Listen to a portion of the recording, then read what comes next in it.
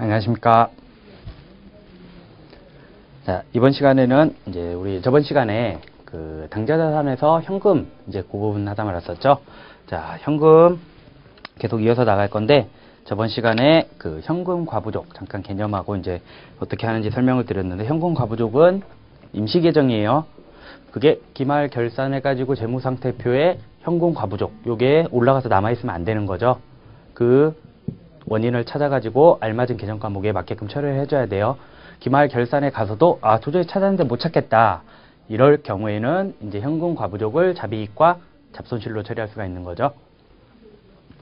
자, 현금 과부족 나타나는 원인, 실제 현금 잔액하고 장부상 현금하고 맞지 않았을 경우에 이제 현금 과부족이 나타나죠. 거기에서 기준이 뭐예요? 실제예요. 실제를 기준으로 놓고 장부상 더 맞냐 적냐 이게 나타나기 때문에 그거를 실제에 맞추는 과정에서 나타나는 게 현금 과부족이죠. 자, 거기 이제 예제 요거 하나 더 풀고 이제 소액 현금 제도로 넘어갈게요. 예제 보시면은 거기 다음 거래를 분개하시오 해서 돼서 1번 실제 현금 잔액이 장부 잔액보다 6만원 부족함을 발견하였다. 자, 실제 장부 어디가 더 크대요? 장부가 더 커요. 6만원 더 많대요. 어떻게 해야 돼요? 실제로 가려면은 장부에 있는 6만원을 줄여줘야죠. 자, 줄여준다는 게 무슨 말이에요? 현금이 장부에 6만원이 더 많다는 소리예요. 현금을 빼줘야 되는 거죠. 그렇기 때문에 현금 6만원을 장부에서 빼줘요. 자, 6만원을 장부에서 차감해주면은 반대 계정 차변 쪽에 뭐가 들어가야 돼요? 아직 원인을 몰라요. 모르니까 이제 여기에 들어가는 게 바로 현금 과부족이죠.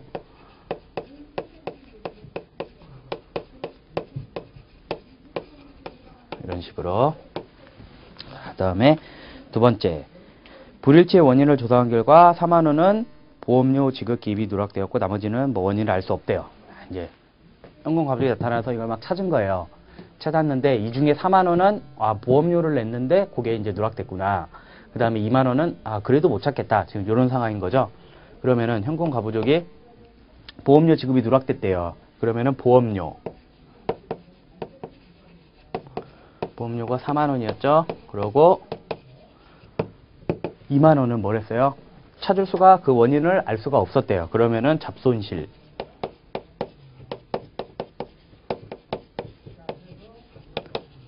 이거에 대한 원인은 밝혔죠? 그렇기 때문에 얘는 이제 대변으로 가서 없애줘야죠. 현금 과부족.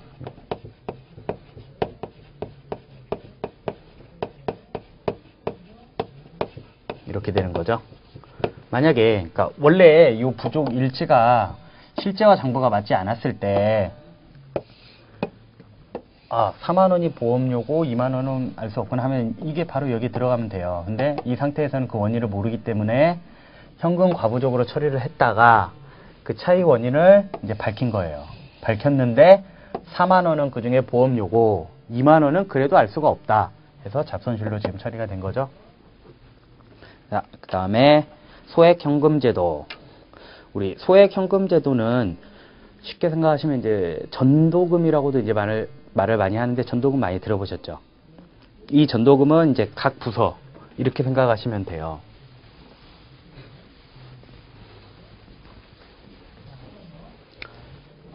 부서 이제 경리팀이 딱 있고, 뭐 부서가 뭐 A, B, C, 뭐 이게 이제 뭐 기획팀, 뭐 마케팅팀, 뭐 재무팀,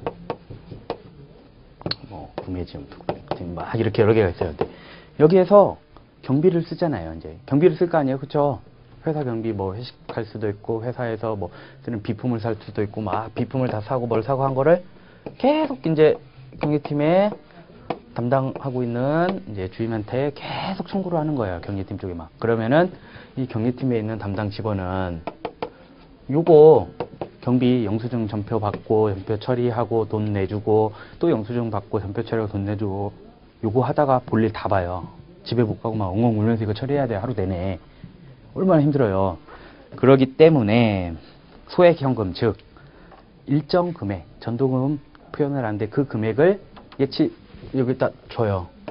일정 금액을 주고 여기에서 이렇게 자기들이 여기에다 줄 거를 여기에서 일정 부분 사용을 하고 이거를 이제 한 방에 받아서 처리를 하는 거예요. 이 일정 금액, 쓸 수 있는 일정 금액, 이걸 바로 소액연금, 전도금이라고 표현을 해요. 전도금, 이런 식으로. 개념은 아시겠죠? 자, 한번 볼게요. 회사의 각 부서에서는 빈번하게 소액의 경비가 발생하기 마련이다. 이렇게 해가지고 뭐 일일이 관리하기 힘들다. 저 힘들죠. 이거 일일이 여기서 있는 거 막 경리팀 와가지고 이 직원 못 살게 울면은 퇴사해버려요. 힘들어서. 아시겠죠? 그렇기 때문에 실무에서는 일정 기간 동안에 소액의 현금 지출을 위한 일정액의 자금을 준비해두고 일정액의 자금을 이걸 준비해둬요.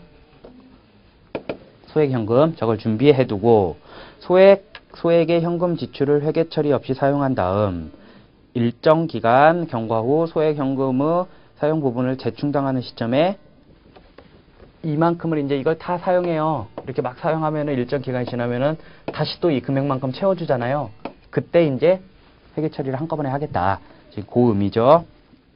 회계 처리 없이 사용한 다음 일정 기간 경과 후 소액 현금의 사용 부분을 재충당하는 시점에서 그 기간 동안에 사용한 소액 지출에 대한 회계 처리를 하는데 이를 소액 현금 제도라고 한다.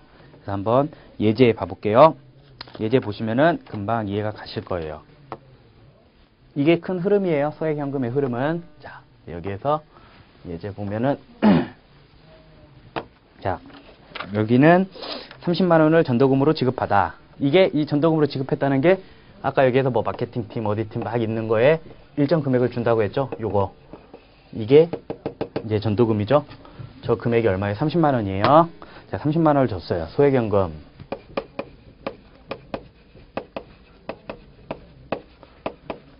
30만 원. 그 다음에 이제 현금 옆에만큼 쓸까요?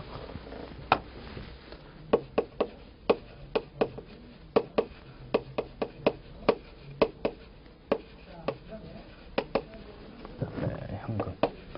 자, 30만 원을 주고 30만 원 안에서 소모품이든 뭐 각종 잡다한 지출이든 일단 니들이 알아서 써라. 지금 그렇게 말한 거죠. 9월 1일 날. 자, 그러고 9월 30일 날 전도금 사용 내역을 통보받고 지금 9월 30일에 이제 30일 되니까 이 30만 원 거의 다 쓴 거예요. 그거를 이제 다시 또 30만 원을 채워 넣어서 보충해 주는 거예요. 그때 요 경비 쓴 거를 한꺼번에 처리를 하겠다 그거예요. 그래서 전도금 사용 내역을 보니까 이제 비용들 쓴 게 쭉 나오네요. 교통비 9월 30일 날 이제 전도금 30만 원에서 이제 썼겠죠. 9월 1일부터 30일 사이에. 그쵸? 그때까지는 그냥 비용 처리 안 하고 있다가 이 전도금 30만 원을 다시 30만 원 딱 맞춰서 채워 넣어줄 때 이제 이 비용 처리를 하는 거예요. 비용 어떻게 쓰는지 볼게요. 교통비 10만 원. 그 다음에 교통비, 소모품비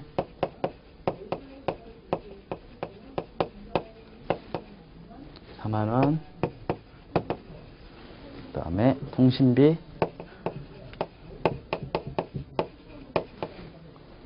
5만 원. 그다음에 접대비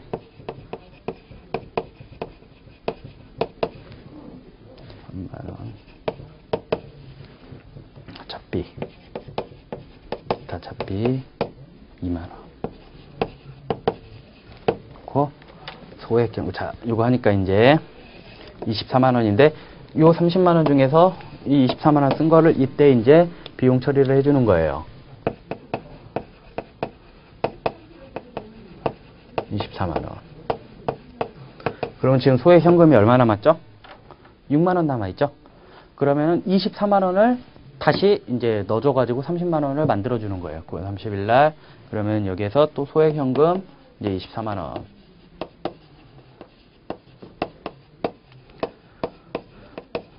자, 비용 처리에서 6만 원 남은 거 다시 30만 원 만들어주죠? 이렇게. 자, 여기에서 이제 만약에 이거를 이렇게 소액 현금 제도를 사용하지 않고 건 바이 건 다 처리한다고 하면은 그 경리팀 직원이 교통비 뭐 기획팀, 마케팅팀, 재무팀, 어디팀 오는 거 교통비 다 매번 정산해서 처리해야 되고 소모품비 매번 정산해서 처리해야 돼요. 각 부서별로 30만 원씩 뭐 이렇게 처리를 해줬대요. 그러면은 자기들이 여기서 다 써요. 막 해서 교통비 이렇게 딱 짓게 된 거를 한 방에 요거 보충해줄 때 비용 처리 딱 하면은 경리팀도 깔끔하죠. 그런 식으로 되는 게 소액 현금 제도.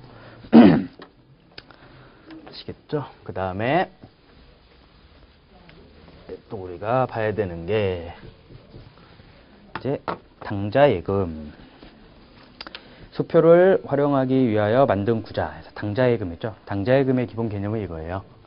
이게 A가 있어요.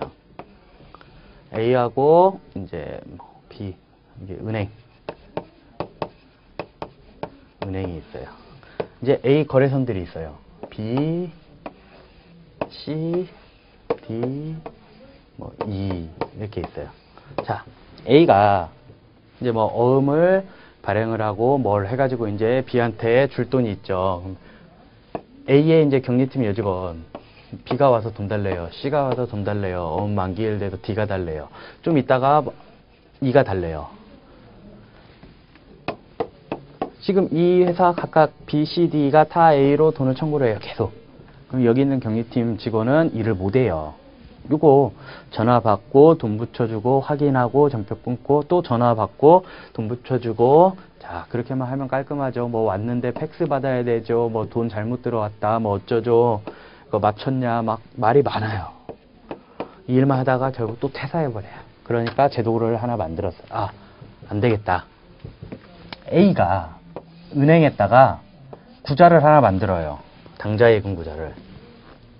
계정을 하나 튼 거죠. A 전용 당좌예금 해서 여기다가 자 1억을 딱 박아놔요. 그래가지고 은행 보고 이렇게 말하는 거예요. 자 우리가 니네 계좌에 1억 넣어놨으니까 여기서 돈 달라고 하는 것들 이 계좌에서 니네한테 지급해달라고 하면은 돈 빼서 알아서 줘라. 우리가 또 채워놓겠다. 지금 그렇게 말을 하는 거예요. 그게 바로 당좌예금이에요. 그러면 A는 B, C, D, E 전화 받으면서 뭐 부산, 제주 뭐 어디 있다, 팩스 있다 이거 다 할 필요 없죠. 은행에 돈 맞춰놓고 자 은행 자 B가 제주도에 있어요. 제주도 뭐 은행 지점 가서 제출하고 거기서 돈 찾아가세요. C 자 부산에 있죠. 제출하고 돈 찾아가세요. 여기는 여직원 계속 서류 들고 은행 왔다 갔다 하면서 할 필요 없어요. 그러기에 편의성을 위해서 만든 게 요 당좌예금 이거예요. 그래서 여기에서 얘들은 이제 이 은행에 각각 청구를 하는 거예요. A한테 다이렉트로 하는 게 아니라 이쪽에 이렇게 자 은행 가서 자 A가 돈 주랬어요. 돈 주세요.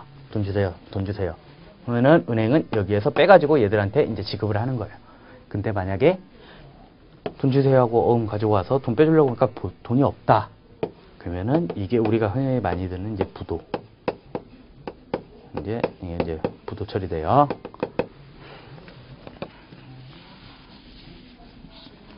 이게 바로 당좌예금이에요. 그래서 당좌예금 보시면은 은행과의 당좌 거래 약정에 의하여 회사가 예금액의 범위 내에서 어음과 당좌 수표를 발행하고 어음 또는 수표의 대금을 은행에 지급할 수 있도록 하기 위하여 예치하는 예금. 요거죠. 은행에서 이렇게 딱 예치해 놓고 BCD한테 은행 네가 받아서 지급을 해줘라. 이렇게 하는 거예요. 다음에 당좌예금 해가지고 이렇게 나와 있죠. 이거 보시면은 당좌예금은 보통 T계정, 현금도 T계정 분석한 것처럼 당좌예금도 똑같아요. 당좌예금 이제 T계정 분석한 건데 당좌예금이 자산이요, 부채요, 자본이에요? 자산이죠. 당좌예금 내거 은행에 당좌예금 예금 구자 하나 만들어 놓은 거예요. 그렇게 생각하시면 돼요. 거기에 돈 넣어놨어요. 어음 뭐 지급해달라고 하면은 은행에서 거기서 빼서 주도록. 자, 그렇기 때문에 전기 2월 자산 2월 잔액이죠. 예금 잔액 남아있는 거 넘어온 거고 단기에 예입액 즉 돈 거기다 집어넣은 거예요. 뭐 입금된 거 그런 것들 당좌예금 계좌에 이런 식으로. 그 다음에 지급액 이제 인출 돈 어음 와가지고 돈 빼주세요 해서 인출해서 거기서 준 거예요, 인출해.